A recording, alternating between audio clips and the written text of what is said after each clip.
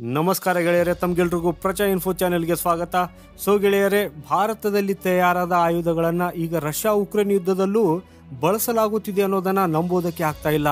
ಆದರೆ ಈ ವಿಷಯ ನಿಜ ಅಂತ ಈ ಚಿತ್ರದಿಂದ ಸಾಬೀತಾಗಿದೆ. ನೀವು ನಿಮ್ಮ ಸ್ಕ್ರೀನ್ ಮೇಲೆ ಈ ಒಂದು ಇಮೇಜ್ ಅನ್ನ ನೋಡ್ತಾ ಇರಬಹುದು.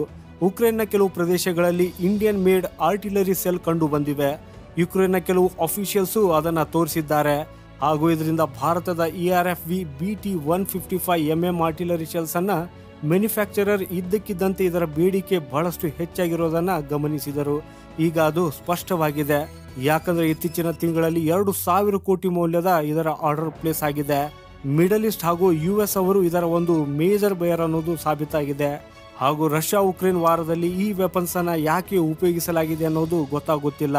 ಆದಾಗ್ಯೂ ರಷ್ಯಾವನ್ನ ಕೆರಳಿಸಲು ಇಂತಹ ಚಿತ್ರವನ್ನ ತೋರಿಸಲಾಗುತ್ತಿದ್ದು, ಇದರಿಂದ ರಷ್ಯಾ ಕೂಡ ಭಾರತದ ಮೇಲೆ ಶಸ್ತ್ರಾಸ್ತ್ರಗಳನ್ನು ನೀವು ಯಾಕೆ ಮಾಡ್ತಿದ್ದೀರಿ ಅಂತ ಸಿಟ್ಟು ಮಾಡಿಕೊಳ್ಳಲಿ. ಆದಾಗ್ಯೂ ಭಾರತದ ಸ್ಟ್ಯಾಂಡರ್ಡ್ಸ್ ರಷ್ಯಾ ಉಕ್ರೇನ್ ವಾರ್ಗಾಗಿ ಯಾವಾಗಲೂ ಹಾಗೂ ಈಗಲೂ ಕೂಡ ನ್ಯೂಟ್ರಲಿ ಆಗಿದೆ. ಹಾಗೂ ನಾವೇನು ಬಯಸ್ತಾ ಇದ್ದೀವಿ ಅಂದ್ರೆ ಯಾವುದೇ ರೀತಿಯಲ್ಲಿ ಯುದ್ಧ ನಿಲ್ಲಬೇಕು ಅನ್ನೋದು. ಇದರಲ್ಲಿ ಭಾರತದಿಂದ ಯಾವುದೇ ಡೈರೆಕ್ಟ್ ಸಪ್ಲೈ ಆಗಿಲ್ಲ. ಆದರೆ ಹೇಗೋ ಭಾರತದ ಎಕ್ಸ್ಪೋರ್ಟ್ಸ್ ಎಲ್ಲೂ ಉಕ್ರೇನ್ಗಾಗಿ ದಾರಿ ಮಾಡಿಕೊಟ್ಟಿತ್ತು. ಇದನ್ನು ತಿಳಿದರೆ ನಿಮಗೆ ಆಶ್ಚರ್ಯವಾಗಬಹುದು. ನಮ್ಮ ಮ್ಯಾನುಫ್ಯಾಕ್ಚರರ್ಸ್ ನ್ಯಾಟೋ ಗುಣಮಟ್ಟದ ಶಸ್ತ್ರಾಸ್ತ್ರಗಳನ್ನು ಮಾತ್ರ ತಯಾರಿಸುತ್ತಾರೆ. ಈ ಕಾರಣಕ್ಕಾಗಿ ಅವರೊಂದಿಗೆ ಇದು ಕಾಂಪೇಟೇಬಲ್ ಇರುವುದರಿಂದ ಮತ್ತು ಬಹಳಷ್ಟು ಅಗ್ಗವಾಗಿದ್ದರಿಂದ ಭಾರತದಿಂದಲೇ ಅವರು ಸೆಲೆಕ್ಟ್ ಮಾಡಿಕೊಳ್ತಾರೆ.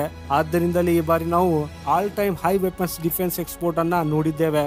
ಅದನ್ನು 21,000 ಕೋಟಿ ರೂಪಾಯಿಯದು ಬಹುತೇಕ 32% ಹೆಚ್ಚು ಗ್ರೋ ಆಗಿದೆ.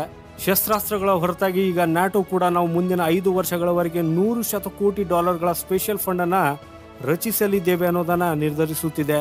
ಅದನ್ನು ಸಂಪೂರ್ಣವಾಗಿ ಉಕ್ರೇನ್ಗಾಗಿ ನೀಡಲಾಗ್ತದೆ. ಇದಕ್ಕಾಗಿ ಇವರು ಈಗ ಭಾರತಕ್ಕೆ ಅಪ್ರೋಚ್ ಮಾಡಬಹುದು ಅಂತ ನಂಬಲಾಗಿದೆ. ಆದಾಗ್ಯೂ ಭಾರತವು ಇದನ್ನ ಸಂಪೂರ್ಣವಾಗಿ ನಿರಾಕರಿಸುತ್ತದೆ. ಯಾಕಂದ್ರೆ ಯಾವುದೇ ಡೈರೆಕ್ಟ್ ಇನ್ವಾಲ್ವ್ಮೆಂಟ್ ಅನ್ನ ಭಾರತವು ಬಯಸುವುದಿಲ್ಲ.